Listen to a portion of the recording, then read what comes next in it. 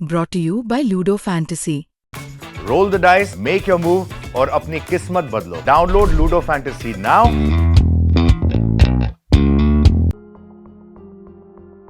साल 2025 बिहार के लिए चुनावी साल है। सभी पार्टियां अलग अलग सीटों को लेकर के तैयारियों में जुट गई है, तो वहीं विधानसभा सीटों की भी चर्चा तेज हो गई है। आज हम बात करने जा रहे हैं बिहार विधानसभा सीटों की इस लिस्ट में सीतामढ़ी सीट की। सीतामढ़ी की बाजपट्टी सीट की अगर बात करें तो साल 2010 से ठीक पहले नए परिसीमन के बाद ये सीट पहली बार अस्तित्व में आया। इससे पहले ये सीट पुपरी के नाम से जाना जाता था, लेकिन नए परिसीमन में पुपरी सुरसंड सीट में मिल गया, जिसके बाद 2010 में हुए विधानसभा चुनाव में यहाँ से डॉक्टर रंजू गीता को जेडीयू ने अपना उम्मीदवार घोषित किया और जेडीयू के इस फैसले को सही साबित करके डॉक्टर रंजू गीता ने जिले के दबंग और कदावर नेता पूर्व सांसद से आरजेडी के उम्मीदवार मोहम्मद अनवारुल हक को कड़े मुकाबले से हराया था। अब साल 2025 है, ऐसे में एक बार फिर से इस सीट की चर्चा जहां शुरू हो गई तो सवाल ये भी उठने लगे कि आखिर इस बार किस दल का दबदबा होगा, कौन इस सीट से बाजी मारेगा। इसको समझने के लिए सबसे पहले देखेंगे पिछले 3 साल के चुनावी नतीजे। साल 2010 की बात करें तो यहां से जेडीयू का दबदबा देखने को मिला था। जेडीयू की उम्मीदवार रंजू गीता यहां से विजयी घोषित हुए थे, वहीं आरजेडी के उम्मीदवार को यहां से हार का सामना करना पड़ा था। साल 2015 की बात करें तो साल 2015 में एक बार फिर से जेडीयू को ये सीट मिली थी और इस सीट से जेडीयू ने रंजू गीता को ही अपना उम्मीदवार बनाया था। बता दें कि साल 2015 में हुए विधानसभा चुनाव में जेडीयू ने आरजेडी के साथ चुनाव लड़ा था, इसलिए जेडीयू ने एक बार फिर से डॉक्टर रंजू गीता पर भरोसा जताया। रंजू गीता के सामने खड़ी थी आरएलएसपी की उम्मीदवार रेखा कुमारी, जिनको हार का सामना करना पड़ा था। वहीं साल 2020 की अगर बात करें तो साल 2020 में पासा पलटता हुआ नजर आया। साल 2020 के चुनाव में एक बार फिर रंजू गीता पर जेडीयू ने तीसरी बार भरोसा तो जताया, लेकिन इस बार उनके सामने थे आरजेडी के मुकेश यादव और इस बार मुकाबला भी आसान नहीं था और कड़ी टक्कर में इस बार बाजी मारी राजद के उम्मीदवार मुकेश यादव ने, जिन्होंने 2704 वोटों से 2 बार की विधायक और पूर्व गन्ना उद्योग मंत्री को हराकर विधानसभा पहुंच गए। इस मुकाबले में आरजेडी प्रत्याशी को 71,483 वोट मिले थे।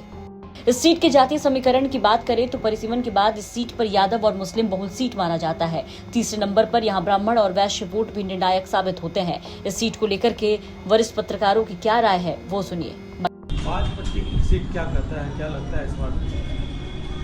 देखिए, बाजपट्टी में वर्तमान विधायक मुकेश यादव और पूर्व मंत्री रंजू गीता के बीच मुकाबला कांटे का रहता है, क्योंकि वहाँ यादव बहुल क्षेत्र है, यादव और मुस्लिम की संख्या बहुत ज़्यादा है।